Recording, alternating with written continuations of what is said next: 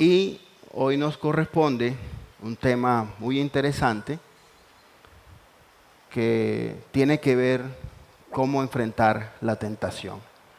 Y para este tema vamos a estar desarrollándolo a la luz del texto de la carta del hermano del Señor, Santiago, en el capítulo 1, versículos 12 al 18. Así que busque ahí en su Biblia, Santiago capítulo 1, versos 12 al 18. Y usted me dice amén apenas lo tenga, y acá tenemos también la proyección. Dice así la palabra del Señor, hermanos. Leo para ustedes. Bienaventurado el hombre que persevera bajo la prueba, porque una vez que ha sido aprobado, recibirá la corona de vida que el Señor ha prometido a los que lo aman.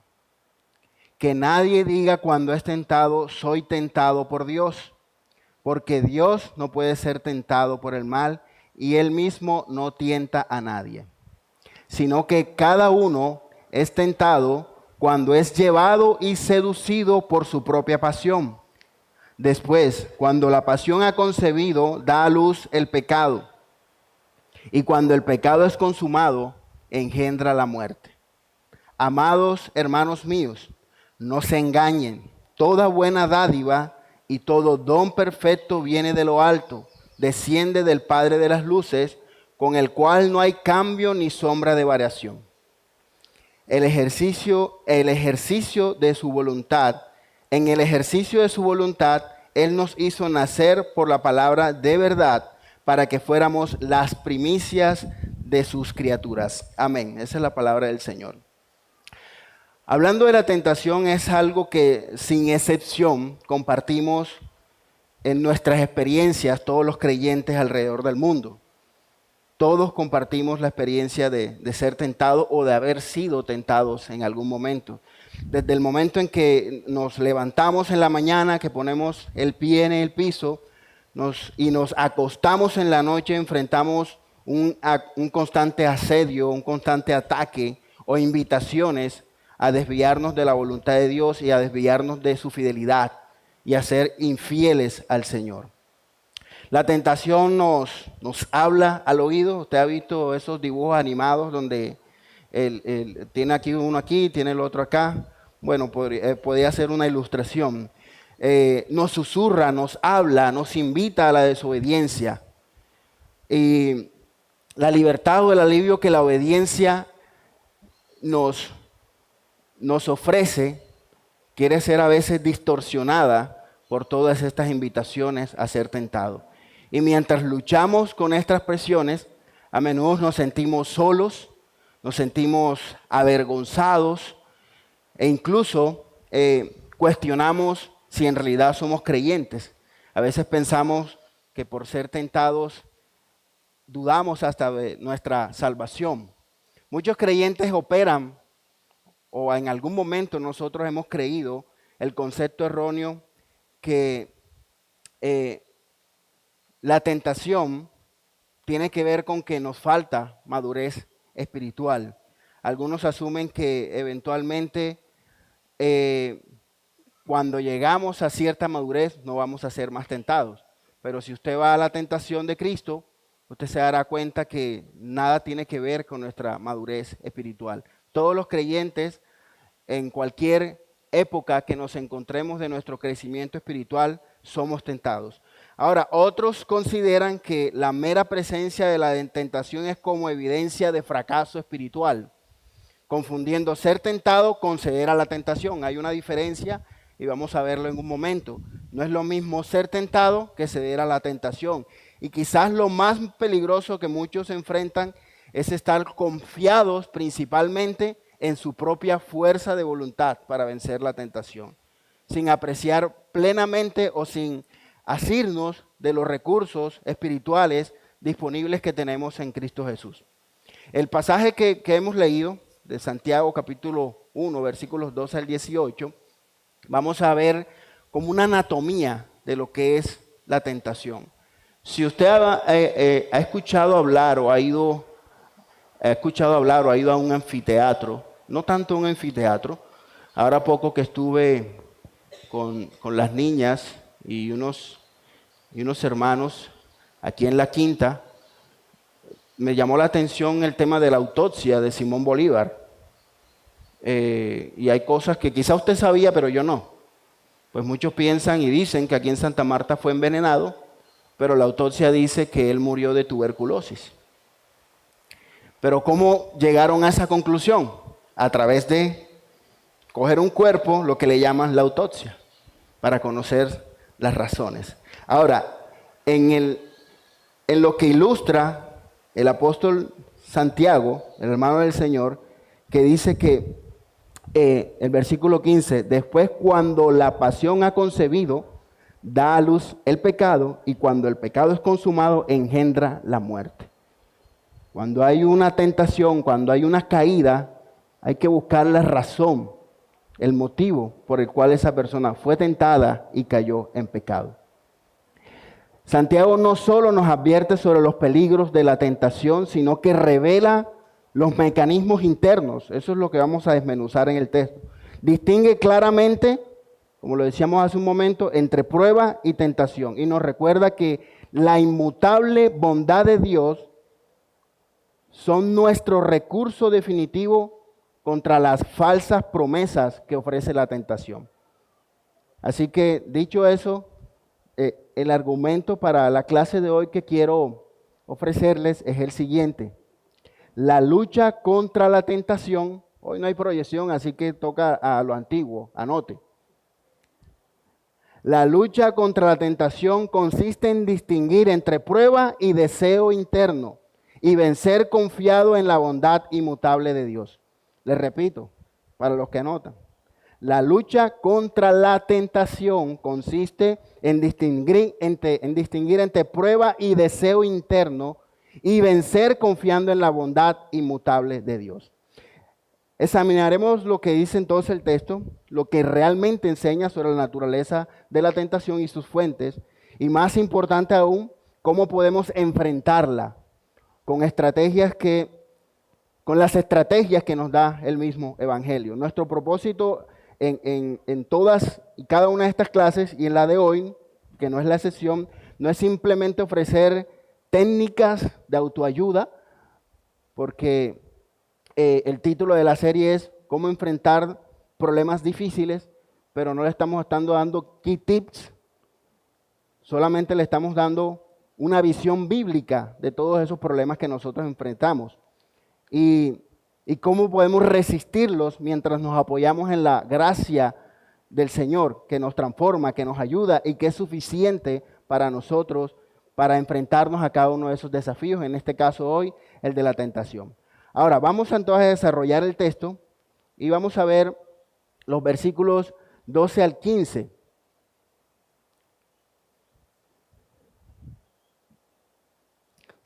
Vamos a leer los versículos 12 al 15 y vamos a ver lo que es la naturaleza dual de la tentación.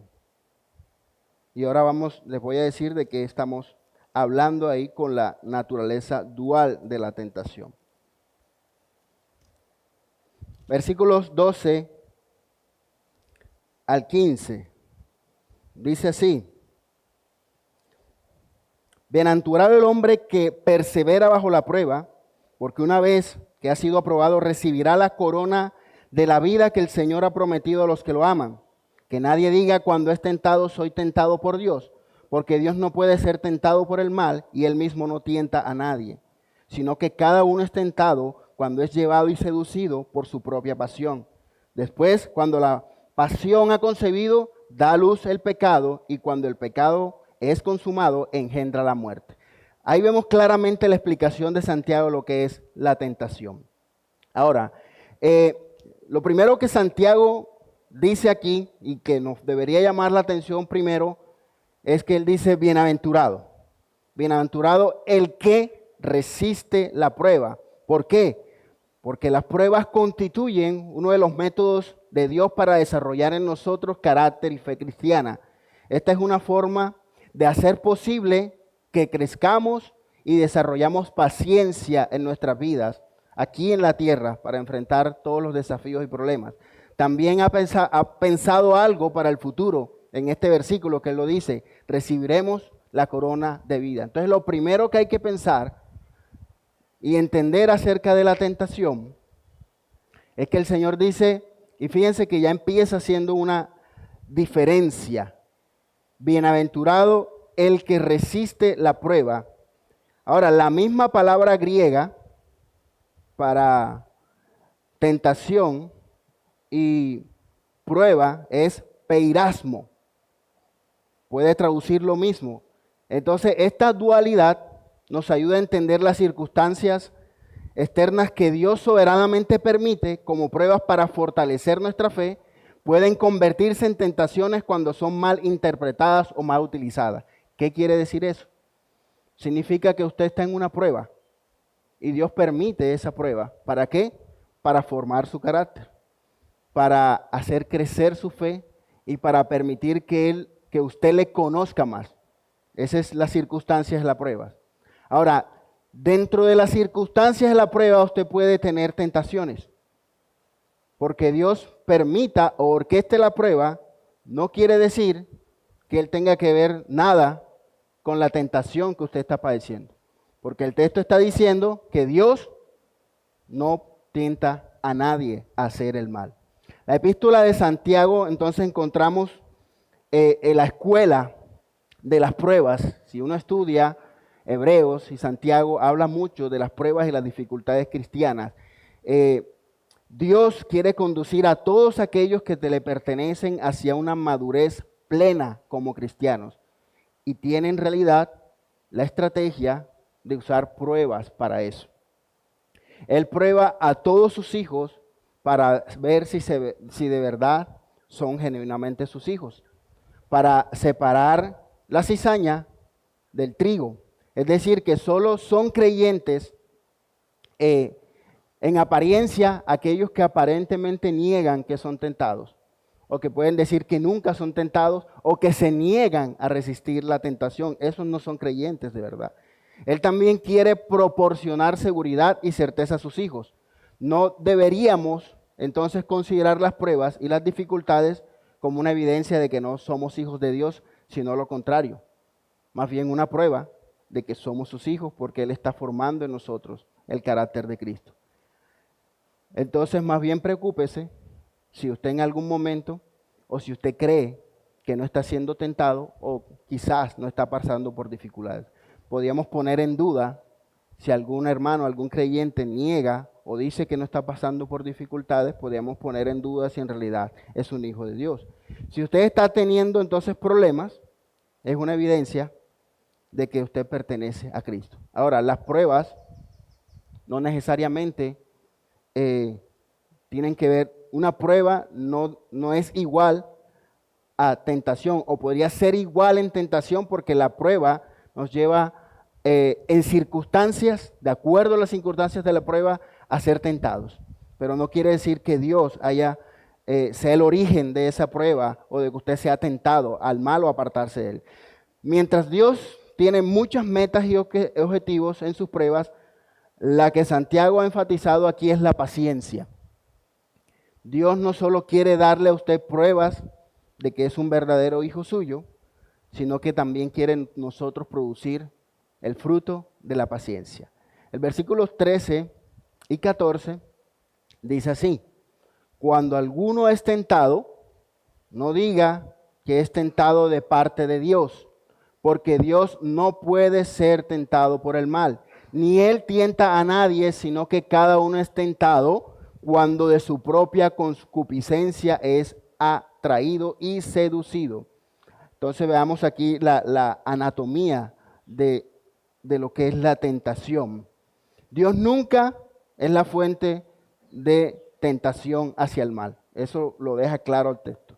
Aunque Él soberanamente permite las pruebas que pueden convertirse en contextos para la tentación misma no viene de Él. Santiago se dispuso entonces hablar sobre la tentación en el sentido de ser tentado o ser atraído hacia lo malo. Algunos dicen que el Señor los probó en el sentido de que fueron tentados a pecar cuando en realidad no fue así. El Señor no nos tienta el mal. Dios no puede ser tentado por el mal, como dice el texto. Con frecuencia también los creyentes culpamos a Dios por muchísimas cosas que suceden en nuestras vidas y de las cuales Él no es responsable. Lo que sucede es que aquel que falla, cuando está lleno de orgullo y de remordimiento, tiende a echarle la culpa a Dios. Somos probados. Ser probado no implica que Dios te esté impulsando a la tentación, pero eres probado, caes en la tentación y le echas la culpa a Dios. Eso no debe hacerse. Ahora, hay un mecanismo interno por el cual opera la tentación. Y dice que la tentación se alimenta de nuestros propios deseos internos.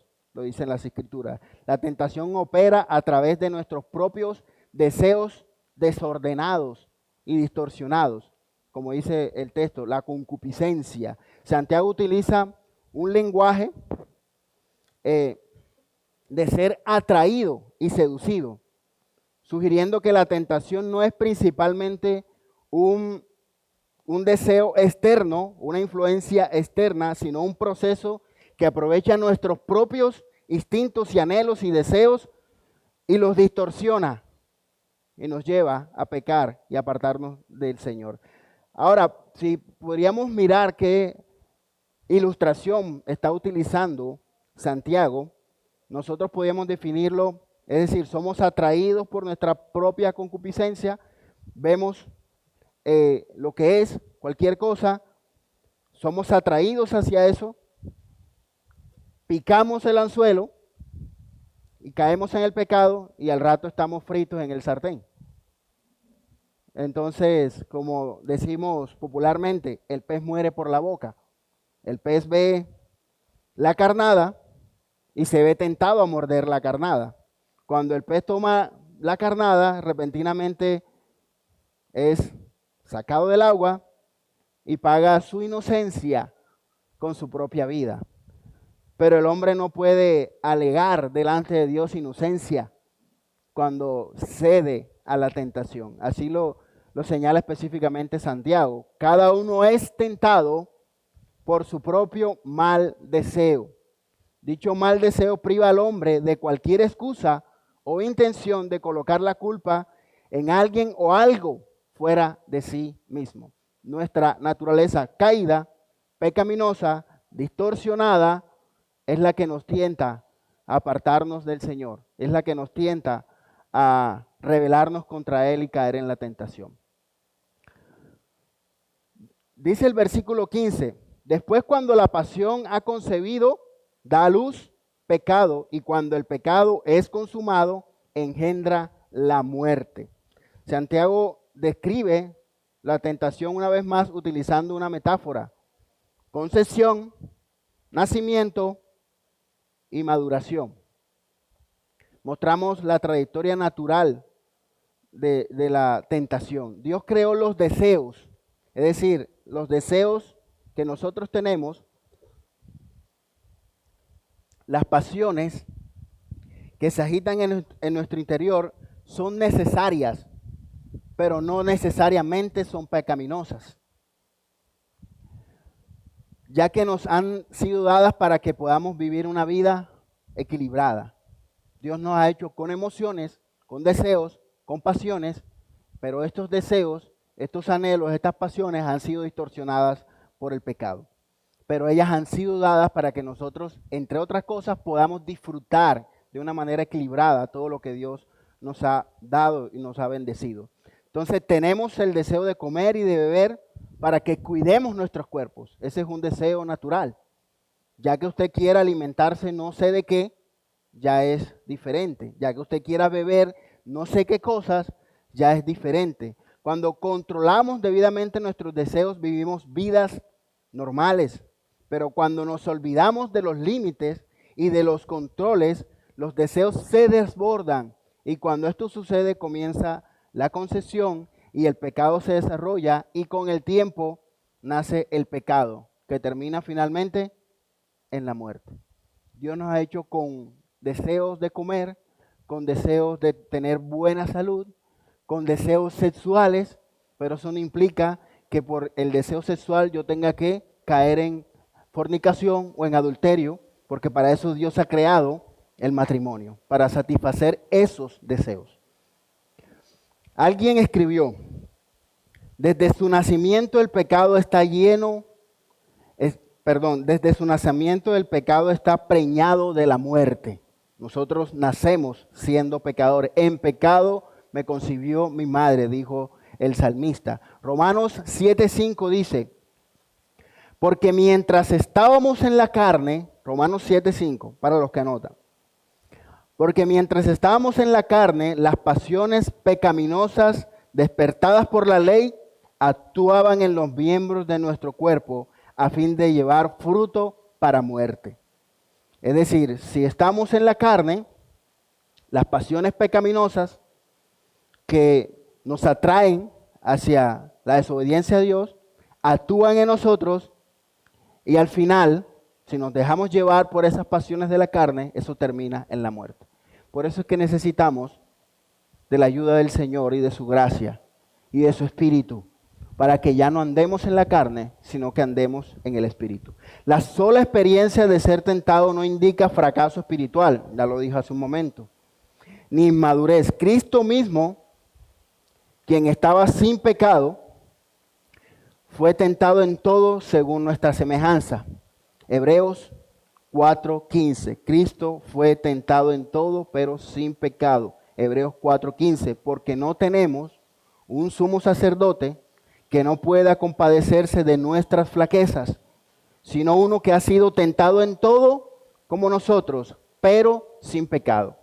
Vamos a estar mencionando este versículo un par de veces más. Ahora vamos a ver las fuentes de la tentación. Vimos el origen divino y explícitamente negado de la tentación. Vimos el mecanismo interno y la progresión de la tentación que lleva al pecado y a la muerte. Ahora vamos a ver las fuentes de la tentación. Yo los invito a que leamos Primera de Juan, capítulo 2, versículos 15 al 17. Primera de Juan,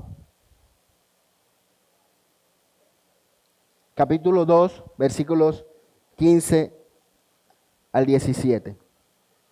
No amen al mundo ni las cosas que están en el mundo.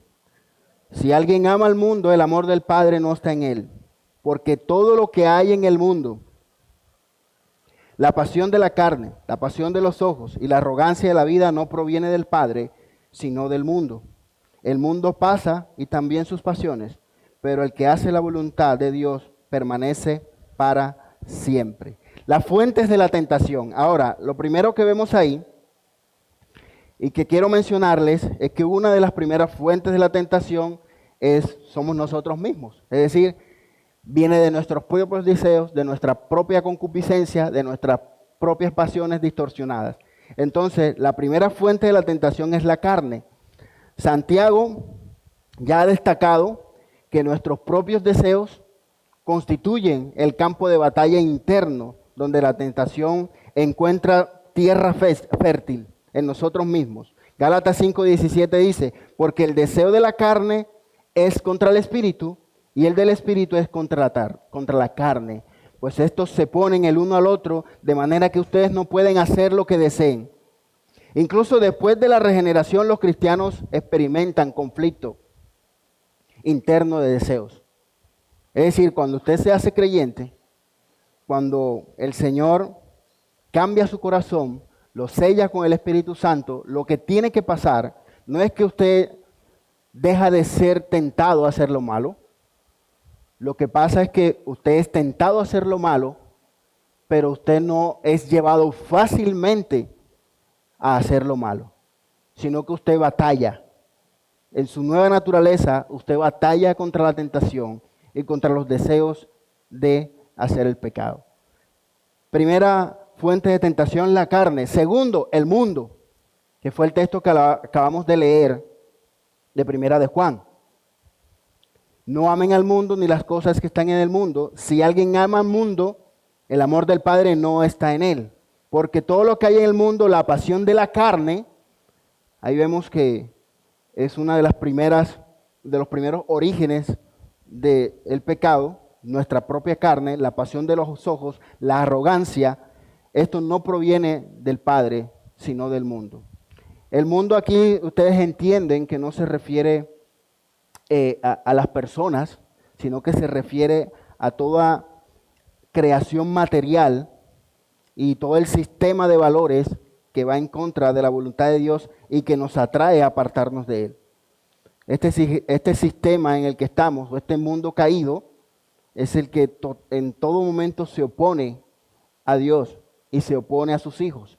Y es contra ese mundo el que nosotros batallamos. Así que esa es otra fuente de ataque, otra fuente de batalla, otro campo de batalla en el que nosotros tenemos que luchar contra la tentación. La carne, el mundo, los deseos de los ojos, lo que nos ofrece este mundo, que nos engaña, que nos aparta del Señor. La carne, el mundo, y ahora y fíjense que está de tercero y nosotros lo ponemos de primero. Otra fuente de tentación y de pecado, carne, mundo y el diablo. Pero nosotros solemos desordenar un poco a veces estos, pero creo que el orden correcto sería este: carne, mundo y el diablo. Ahora, el diablo se vale de todo lo que está alrededor. Primera de Pedro 5:8 dice: sean de espíritu sobrio, estén alerta. Su adversario el diablo anda al acecho como león rugiente, buscando a quien devorar. Satanás trabaja estratégicamente. Él no descansa. Gloria a Dios que tenemos un Señor que tampoco descansa, que nos cuida y que nos guarda. Aprovechando tanto nuestras debilidades internas como las presiones externas del mundo. Él se aprovecha de todo. Como vemos nosotros en la tentación, Satanás distorsionaba ingeniosamente las escrituras y explotaba las circunstancias en las que estaba el Señor.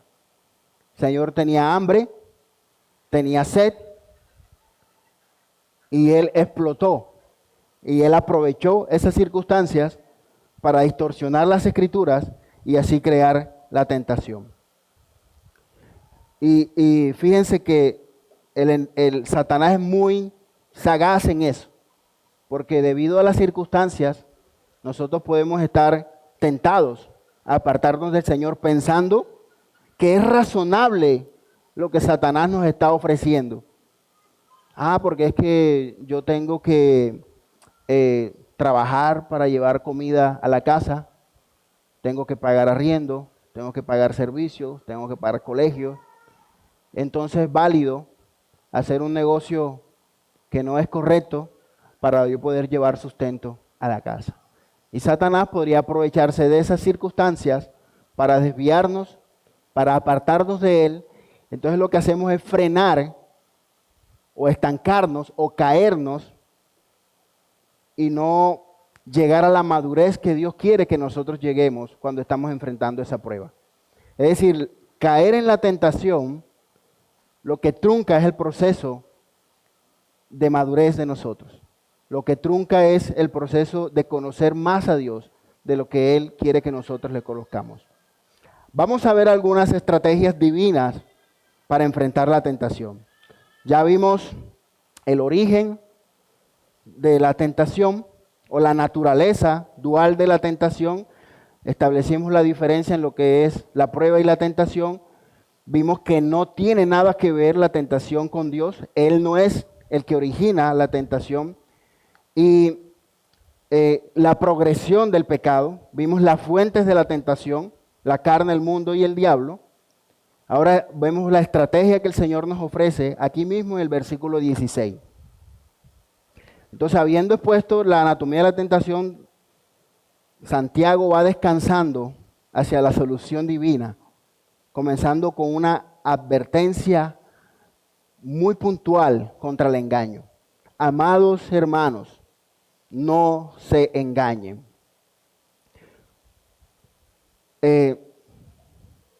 Como líder que podía ser Santiago en estos momentos, hablando a los hermanos, él les habla con mucha cercanía, con mucho amor, con mucho cariño. Dice, amados hermanos, y les advierte que no deben dejarse engañar. La tentación involucra un elemento de engaño. Nosotros podemos verlo en el ejemplo de Cristo siendo tentado en el desierto. Él quiere que ellos consideren la persona y las características de Dios para enfrentar la tentación. Que no seamos engañados, sino que conozcamos la verdad y la verdad nos hará libres. A mí siempre me ha llamado la atención, no sé si sea cierto, pero en algún momento los que trabajan en el ámbito de finanzas y de banco, escuché alguna vez que para que los cajeros de banco conocieran un billete falso, ellos los ponen muchísimo tiempo a conocer al tacto lo que son billetes reales o billetes de verdad. Muchísimo tiempo con el tacto, con los dedos. Muchísimo tiempo los exponen a billetes verdaderos. Para que cuando dentro de esa pila, ustedes ven que el cajero hace, para que cuando dentro de esa pila haya un billete falso, uy, este está falso. Exponernos a la verdad nos lleva a nosotros a tener seguridad de que no vamos a ser engañados y que no vamos a ser seducidos de acuerdo a las circunstancias que estamos padeciendo por el pecado. El versículo 17 dice, toda buena dádiva y todo don perfecto viene de lo alto, desciende del Padre de las luces, con el cual no hay cambio ni sombra de variación. Dios es bueno. Todo lo que viene de Él es bueno, es bondadoso. Él es el amor, la misericordia encarnada, literalmente en Cristo. Él es la fuente de todo lo bueno, ya que lo bueno tiene su origen en Él. Es decir, todo lo que viene de Dios y todo lo que Él pone a nuestro alcance es bueno y perfecto. Así que cuando usted es tentado a hacer lo malo y algo le dice que eso está malo, obviamente eso no viene de parte de Dios. Y nosotros nos complicamos al tratar de buscarle la comba al palo, a tratar de, bueno, pero si lo hago así, de pronto no se ve tan malo. No, pero si lo digo en estas palabras, de pronto no suena tan feo. No.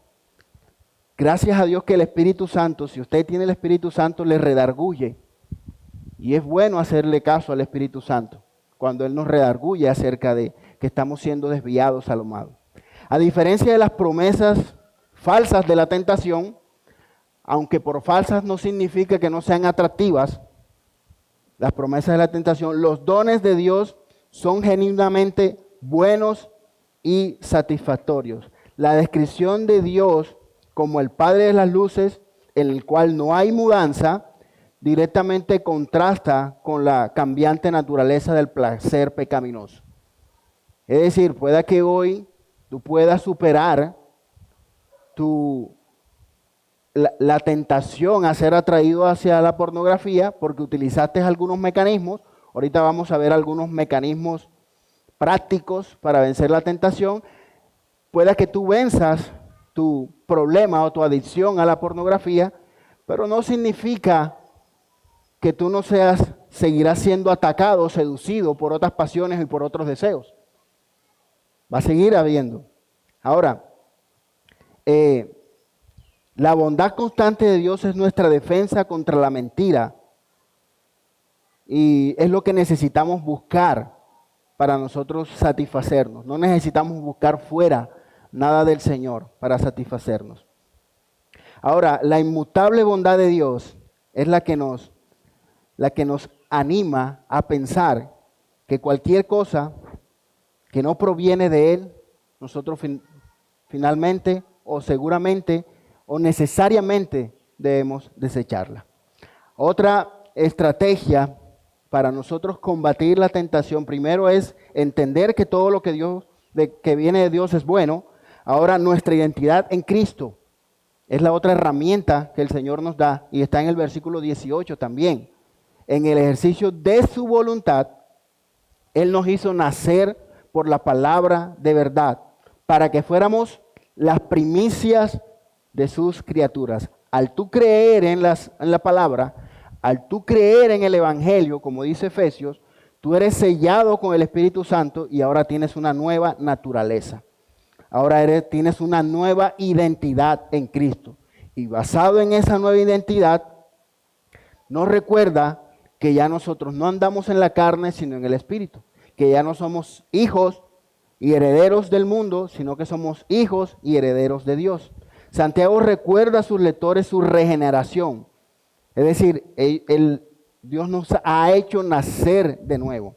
Nos ha dado una nueva identidad, un nuevo estatus.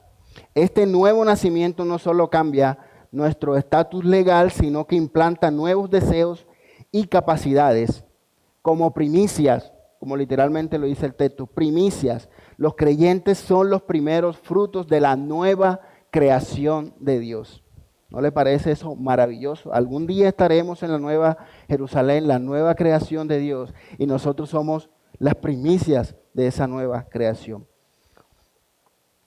La libertad del pecado que caracteriza la creación plena y redimida es la que nosotros experimentamos cuando nos aferramos a Dios y nos aferramos a esa identidad. Esta estrategia divina encuentra su expresión práctica en Romanos capítulo 12, versículo 2. Usted lo conoce. Y no se adapten o no se conformen al mundo. Romanos 12, 2, para los que anotan. No se adapten, no se transformen al mundo, sino transfórmense mediante la renovación de su mente, para que verifiquen cuál es la voluntad de Dios, lo que es bueno, aceptable y perfecto. Nuevamente afirmamos que la voluntad de Dios, lo que viene de Dios, es bueno, es agradable y es perfecto. Romanos 12:2. Es decir, la transformación de nuestra mente, aprender a pensar según la verdad de las Escrituras, según las verdades del Evangelio, nos hace, como les decía en algún momento, identificar las falsedades y las tentaciones. Es fundamental para nosotros conocer las Escrituras, renovar nuestra mente con las Escrituras para poder contrarrestar y resistir, como dice Santiago al principio, resistir la prueba. Y una de esas herramientas es transformar nuestra mente con las Escrituras. Otra herramienta para recordar, otra estrategia divina para luchar contra la tentación, además de reconocer lo bueno que es Dios, nuestra identidad en Cristo, es la suficiencia de Cristo en la tentación. Es decir, tenemos, como dice Hebreos 12:18, pues por cuanto Él mismo fue tentado en el sufrimiento, es poderoso para socorrer a los que son tentados. El Cristo, el Señor de tu vida, en el que tú has creído, en el que tú has confiado, Él, dicen las Escrituras, que Él puede socorrerte. ¿Por qué? Porque fue tentado. Él también sufrió. Y Él es poderoso para socorrer a aquellos que son tentados. Entonces, con todas estas estrategias que llevamos hasta ahora, hermanos, ¿qué excusa tenemos nosotros para no batallar con herramientas contra la tentación? Las pruebas van a venir y las tentaciones seguramente. Pero el Señor nos está dando herramientas, nos está dando luces en las Escrituras, porque en realidad el propósito de Él no es que nosotros caigamos en pecado. Esa es otra razón más para entender que Dios no tiene nada que ver con que tú estés sumido en algún pecado, en que cedas una y otra vez en el mismo pecado, porque supuestamente eres débil. No, Dios te ha dado herramientas. Cristo es suficiente, las Escrituras son suficientes. Si tú crees en que Él te ha dado una buena identidad, actúa de acuerdo a esa nueva identidad, no de acuerdo a tu naturaleza pasada. Y seguimos en el versículo, capítulo 4 de Hebreos, versículos 15 y 16. Ya lo leímos hace un rato. No tenemos porque no tenemos un sumo sacerdote que no pueda compadecerse de nuestras flaquezas o de nuestras debilidades, sino uno que ha sido tentado en todo como nosotros, pero sin pecado. Por tanto, acerquémonos con confianza al trono de la gracia para que recibamos misericordia y hallemos gracia para la ayuda oportuna o para el oportuno socorro. Estos pasajes revelan varias verdades cruciales. Primera, Cristo experimentó plenamente la tentación. El texto nos lo deja ver claramente. Jesús enfrentó la gama completa de las tentaciones humanas. No como un espectador, sino que en su carne, como hombre, como participante activo de la naturaleza humana. Sus tentaciones fueron reales, no fueron simplemente simulacros. Él padeció, como usted y como yo. Y mucho más que usted, y mucho más que yo. Cristo experimentó plenamente las tentaciones, por eso podemos confiadamente saber que Él nos va a socorrer y que nos entiende. Porque quizás usted pueda decir, ay, es que tú no entiendes. Es que ella es muy bonita. Ella me habla muy bien. Ella me trata muy bien. Sí, pero no es creyente.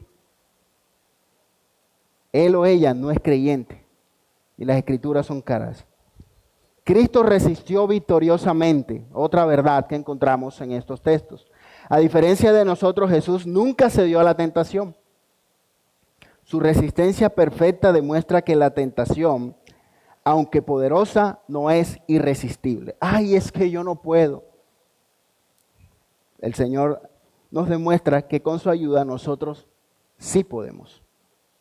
Cristo ofrece ayuda empática, es decir, Él se encontró en nuestras circunstancias. Hoy se habla mucho de empatía, ¿cierto? De colocarse en los zapatos del otro. Si queremos verlo de esa manera, Cristo entiende nuestro dolor, Cristo entiende la dificultad, nuestra debilidad, pero Él también sabe lo que a veces a nosotros se nos olvida, que hay una salida, que hay una manera de resistir, que hay otra opción y que la opción siempre va a ser glorificar a Dios en cualquier circunstancia que nosotros estemos y nunca va a ser justificable que nosotros cedamos a la tentación y caigamos en pecado.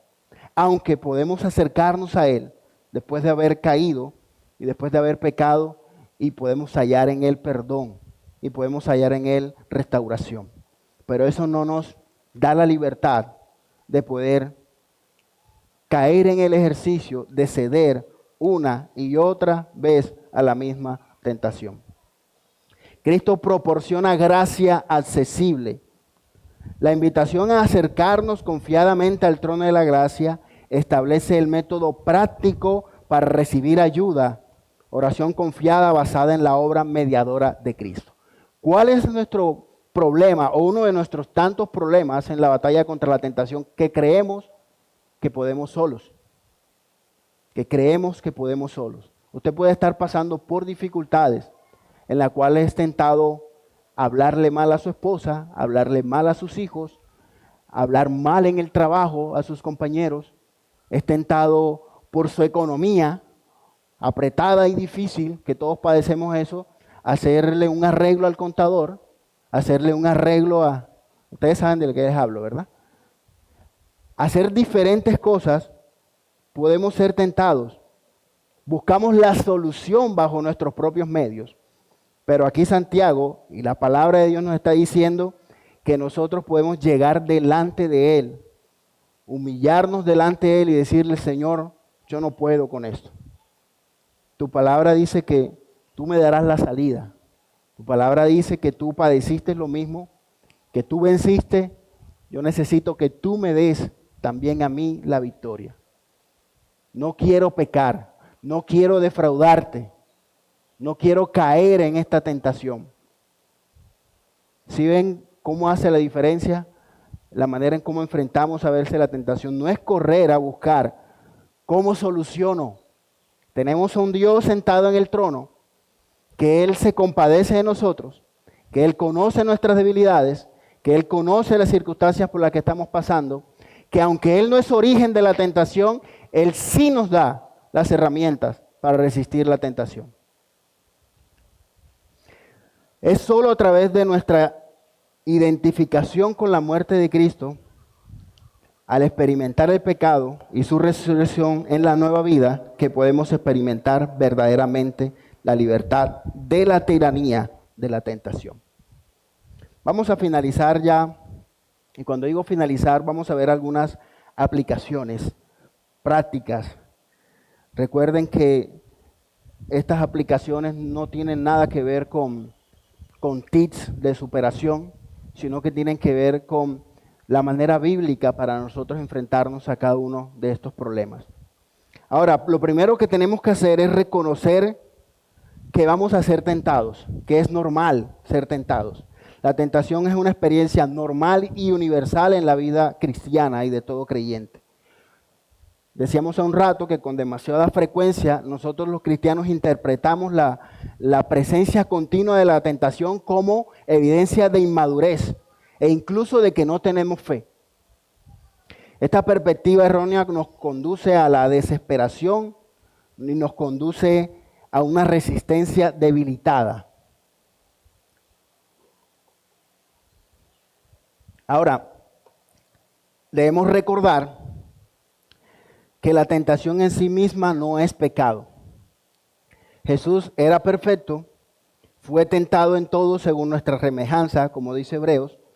La madurez espiritual no elimina la tentación, sino que desarrolla una mayor sensibilidad a sus patrones y una capacidad más robusta para resistirla. Es decir, el ejercicio es como cuando usted va al gimnasio. Usted empieza alzando poco peso y termina alzando más peso. Usted primero corre 100 metros, después corre 1 kilómetro, después corre 5, después corre 10 y después corre una maratón. El ejercicio de resistir a la tentación nos capacita para tener nuestros sentidos más despiertos, más abiertos a futuras tentaciones. Recuerde que seguirán viniendo y podemos estar más firmes. Necesitamos desarrollar relaciones, esto es importante, necesitamos desarrollar relaciones y espacios donde con otros creyentes podamos hablar honestamente sobre nuestras luchas sin temor al juicio, reconociendo que no nos ha sobrevenido ninguna prueba que no sea humana. Es importante que nosotros quitemos fuerza, poder a la tentación, cuando nosotros tenemos un hermano, una hermana, con la cual podemos tener esa confianza y decirle, hermano, estoy siendo tentado a esto, estoy siendo tentado a aquello, ora por mí. Y eso da apertura a que su hermano también pueda confesar aquellas áreas en las que es débil y podemos orar los unos por los otros. Al mismo tiempo debemos evitar normalizar la derrota ante la tentación. Entonces no podemos achantarnos pensando, sí, como de todas maneras voy a ser tentado, voy a caer en la tentación, igual ella va a volver a venir y entramos en ese círculo pecaminoso.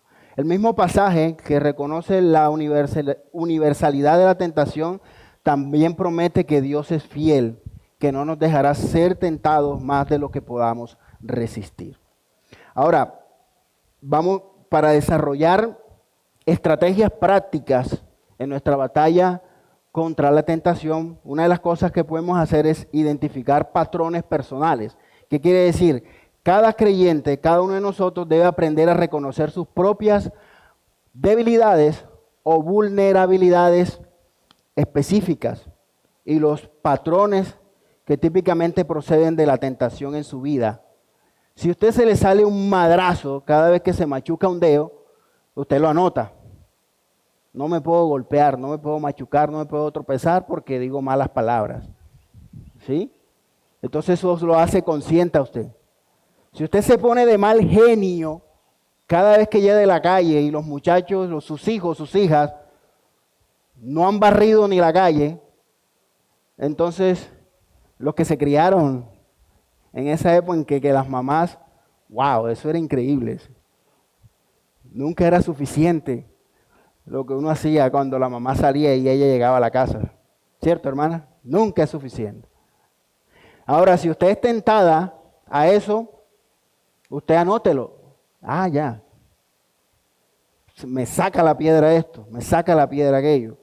Y no es tanto que le saque la piedra, sino las palabras y la actitud que usted tiene. Entonces, si ya usted ha identificado patrones que lo llevan a tentar, a ser tentado y muchas veces a caer en ciertos pecados, anótelos y pídale al Señor, Señor, ayúdame en esto. Renovar la mente con verdad, ya lo decíamos. Santiago muestra que la tentación siempre involucra un elemento de engaño. La resistencia efectiva requiere identificar mentiras específicas contenidas en cada tentación y contrarrestarlas con las verdades de las Escrituras. Esto va mucho más allá de decir todo lo puedo en Cristo que me fortalece. Mucho más allá. Implica articular con el Evangelio o cómo el Evangelio desafía directamente las falsas promesas que la tentación nos hace. Otra estrategia práctica para desarrollar, ya vimos, identificar patrones, anótelos, renovar su mente, aliméntese de las Escrituras, y va de la mano el ejercitar disciplinas espirituales preventivas. Muchas derrotas ante la tentación pueden rastrearse hasta el descuido de las disciplinas espirituales de la oración y el estudio de las Escrituras. Y el estudio y la adoración comunitaria, es decir, el congregarse, el compartir con los hermanos. Miren lo que dice Spurgeon. La falta de oración y de la lectura de la palabra es como dejar el alma sin alimento y sin defensa. Pronto caerá ante el pecado. Otra frase de Spurgeon dice, el descuido de la oración es la primera señal de retroceso espiritual. Necesitamos cultivar, ejercitar, ser fieles a nuestras disciplinas espirituales, porque ahí encontramos fortaleza y herramienta para luchar contra la tentación.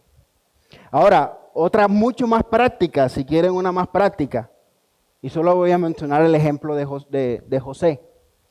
Y que dice Timoteo, segunda de Timoteo, capítulo 2, versículo 22. Para ciertas tentaciones, la mejor estrategia es huir. Salga corriendo, no vaya allí, borre el número de teléfono, no visite, no llame, no salude. Usted entenderá, no quiere decir que se vuelva un ogro, ¿sí? Una comunidad de rendición de cuentas amorosa proporciona tanto un disuasivo contra el pecado como un contexto para la recuperación después de la caída. En ese contexto de rendición de cuentas, que es otra de las estrategias que le mencionaba ahorita, eso crea una cultura, eso crea un ambiente en el que nosotros podemos confiar, tener hermanos, grupos de hermanos, en el cual hablamos de nuestras debilidades, de nuestras batallas, de nuestras luchas. Y la verdadera rendición de cuentas no es solo informar de nuestros fracasos o de nuestras caídas, de nuestros pecados, sino invitar a otros a conocer nuestras luchas lo suficientemente bien como para ofrecer tanto prevención como restauración. En una actividad o en un ejercicio de rendición de cuentas, lo más natural que sucede es que yo le pregunte a mi hermano o a mi hermana, hermana, ¿cómo vas con esa batalla? ¿Cómo vas con la relación con tu suegra que tú me decías que preferías, mejor dicho, o con tu suegro, o con tus hijos? ¿Cómo va eso de que llegas de mal genio todos los días a la casa? ¿Cómo va eso? Eso hace una comunidad de rendición de cuentas. Vamos a seguir orando. Hermano, he visto mejoría para la gloria de Dios. Cosas como esas que nos animan y nos motivan. Y por último, podemos cultivar motivaciones basadas en la gracia. La resistencia efectiva a la tentación es impulsada no solo por técnicas correctas, sino por motivaciones apropiadas. Las motivaciones basadas en el miedo y la obligación pueden producir conformidad externa temporal, pero eventualmente fallan. debemos cultivar motivaciones arraigadas en la gracia transformadora del Señor. La obediencia motivada por la gratitud, no por la obligación. Es decir, nuestra motivación para no caer en la tentación, nuestra motivación para no ceder al pecado, no es el miedo, no es la obligación. Es porque el amor de Cristo nos constriñe, como dicen las Escrituras. Es porque estoy agradecido, porque el Señor me amó y no vale la pena defraudar ese amor. No vale la pena defraudar ese cuidado que Él tiene. No vale la pena echar a la basura todas las herramientas que Él me da y que me está dando para yo poder resistir la tentación. Y para llegar al fin y único propósito de que Él está transformando en mí el carácter de Cristo. Entonces, hermanos, la tentación se constituye en un pecado, es decir, da luz al pecado cuando nosotros no la resistimos. Y el Señor con su gracia transformadora nos da las herramientas para resistirlo. Amén. Vamos a orar. Padre, gracias